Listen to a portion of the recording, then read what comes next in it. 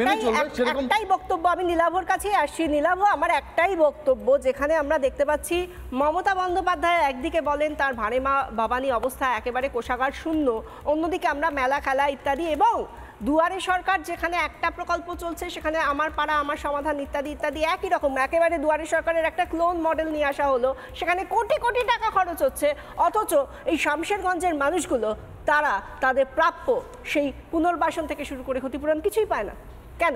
দেখুন, একদিকে মমতা বন্দ্যোপাধ্যায় ক্লাবগুলোকে নিলামে তুলছে, দাঁড়িয়ে দাঁড়িয়ে বলছে 85 না 90, 90 না 95, 95 না 1 লাখ, নাও 1,10,000 দিয়ে দিলাম, নিজেই বলছে 1,10,000 করে দিয়ে ক্লাব কিনছে, যেমন গরু ছাগল হাটে কেনা বেচা হয় সেভাবে ক্লাব কিনছে।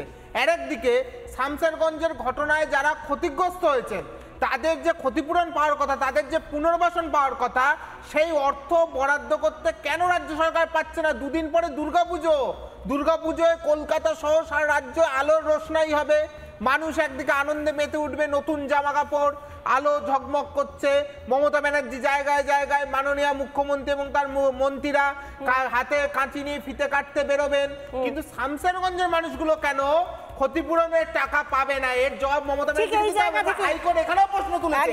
পশ্চিমবঙ্গের প্রতিটা ঘটনায় কেন হাইকোর্টকে নির্দেশ দিতে হয়? হাইকোর্টের দরজা কর্না নাড়লে কেন সরকারের ঘুম ভাঙে না? এই প্রশ্নটা আমাদের। আমরা সত্যি তালিকা করতে গেলে ভুলতে বসবো হয়তো যে কোন কোন মামলায় এই মুহূর্তে রাজ্য সিদ্ধান্ত নিয়েছে, সিদ্ধান্ত নেয়নি, সিদ্ধান্ত নিতে পারেনি, বরং প্রত্যেক ক্ষেত্রে সিদ্ধান্ত নিয়েছে। ক্ষতিপূরণের জন্য আমি বললাম যে গণতান্ত্রিক পদ্ধতিতে কনস্টিটিউশন মেনে কাজ করে না একটা মুখ্যমন্ত্রী, এই ক্ষতিপূরণের জন্য কেন হাইকোর্টে যেতে হবে? এটা তো দায়িত্ব কর্তব্যের মধ্যে পড়ে যে আপনার রাজত্বে, আপনার মুখ্যমন্ত্রীতে, আপনার এই হোম মিনিস্ট্রিতে আজকে হিন্দুরা মার খেয়েছে, এবং মার খেয়েছে সেটা প্রথমে আপনার ফেলিয়ার, তারপর ওনাকে পুনর্বাসন দিতে পারছেন না, এটাও ফেলিয়ার। আমি সেই সময় মানুষগুলো আতঙ্কিত হয়ে সর্বহারা হয়ে ঠিক কি বলেছে একেবারে নির্দিষ্ট করে বলছে, তৃণমূল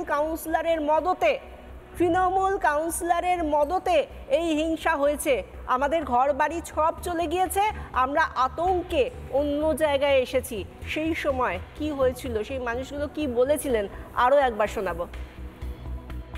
কাউন্সিলর দাঁড়িয়ে থাকতে ঘটনা ঘটেছে, মেম্বার নিজের বাড়িতে গো, কাউন্সিলরের নাম মেহবুব আলম, আমার বাড়িতে কাউন্সিলর আর এগুলা ঘটনা ঘটেছে, কোনো ইজ্জতের দাম নাই। কাউন্সিলরের নাম কি?